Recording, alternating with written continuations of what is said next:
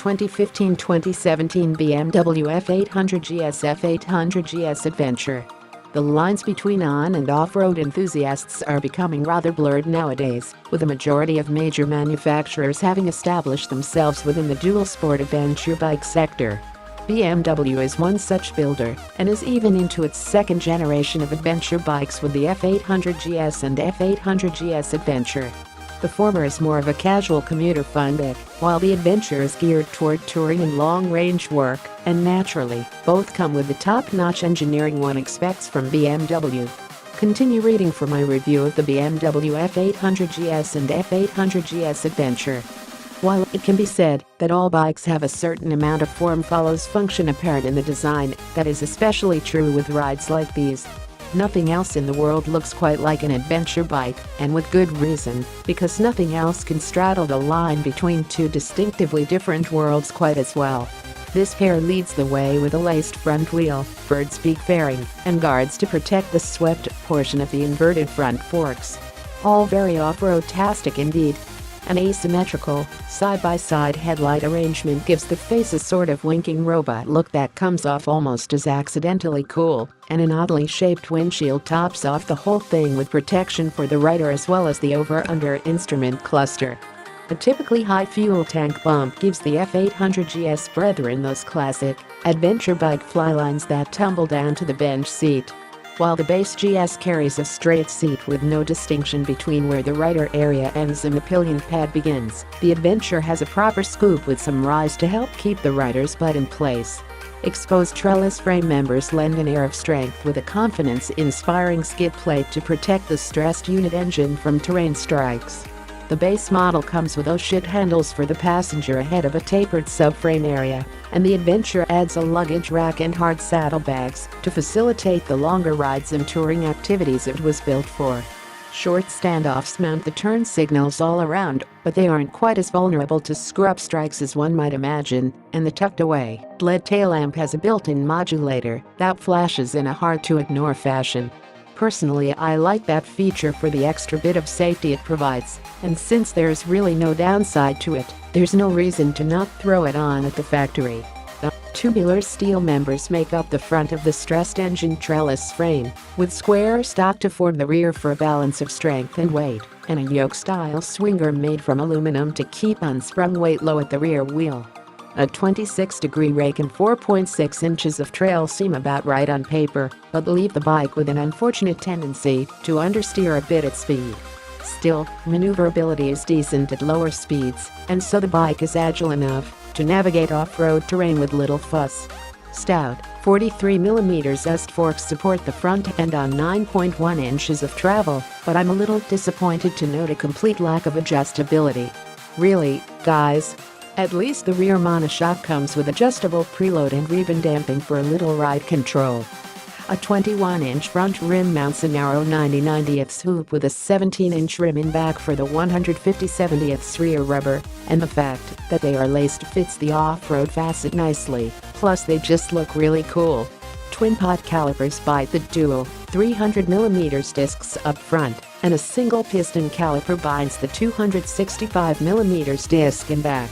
Bless BMW for including ABS, and for making it switchable for those times you'd like a little bit of slide in your ride. BMW pushes these rides with a water-cooled, parallel twin that comes with counterbalancers to dampen the engine vibrations so your butt and hands won't get the tingles on you. Dual overhead cams time the 4 valve heads. A relatively hot 12:1 compression ratio means you'll be feeding it the premium pump champagne to prevent pre-ignition detonation. Naturally, electronic fuel injection delivers the juice to help develop the 85 ponies at 7,500 RPM and 61 pounds of grunt at 5,750 RPM, while meeting EU4 emission standards and delivering 54 miles per gallon. Oh, and the catalytic converter doesn't hurt either. The short-stroke mill runs an 82mm bore and 75.6mm stroke for a total displacement of 798 cc. But as you can see, the power numbers look more like what you might expect from an engine closer to the 1-liter mark. A standard, mechanically actuated clutch couples engine power to the 6-speed gearbox, no need for a slip and assist clutch here, and a tough chain drive makes the final connection to the rear wheel. MSRP on the base model F800 GS runs at $12,495, and the Adventure model understandably commands a bit more cheddar at $13,895. Of course, that's before you start looking at the tasty options BMW has on the menu, such as the lowered seats and suspension, electronically controlled suspension components and traction control, just to name a few. Even though there's no shortage of competition on hand, the Japanese market didn't have anything with just the right displacement for my head-to-head with the base F800 GS, but just a short hop west across the English Channel is all it took to find the Tiger 800 XR by Triumph. While I never have cared for the bird-speed front end, I can't say that I'm particularly fond of the headlight cannon windshield arrangement on the Tiger. It reminds me of a pair of glasses that has slipped too far down someone's nose.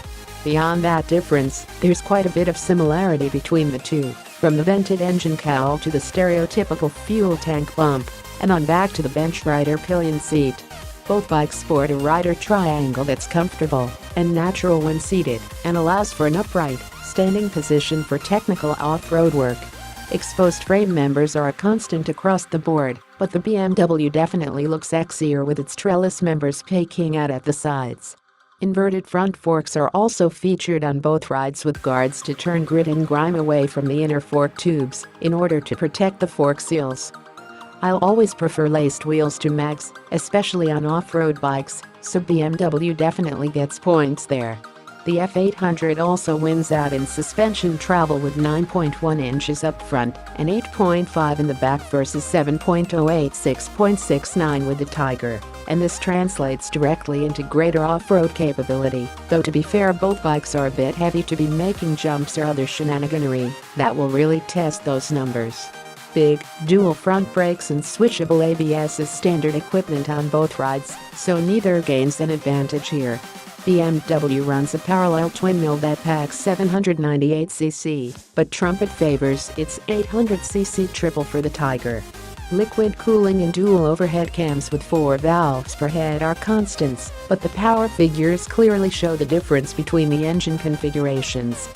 While the twin is gruntier with 61 pound-feet of torque and 85 horsepower, the Triumph Triple brings the ponies with 95 horsepower, but only 58.3 pound-feet. The more widely spaced power pulses from the BMW are definitely more conducive to riding on soft surfaces, since they give the rear tire a split second longer to gain purchase. Triumph picks up a minor victory at the till with an $11,700 sticker, a bit shy of the $12,495 price tag on the GS, but honestly that's not enough to make a real difference to someone on the fence or to combat brand loyalty.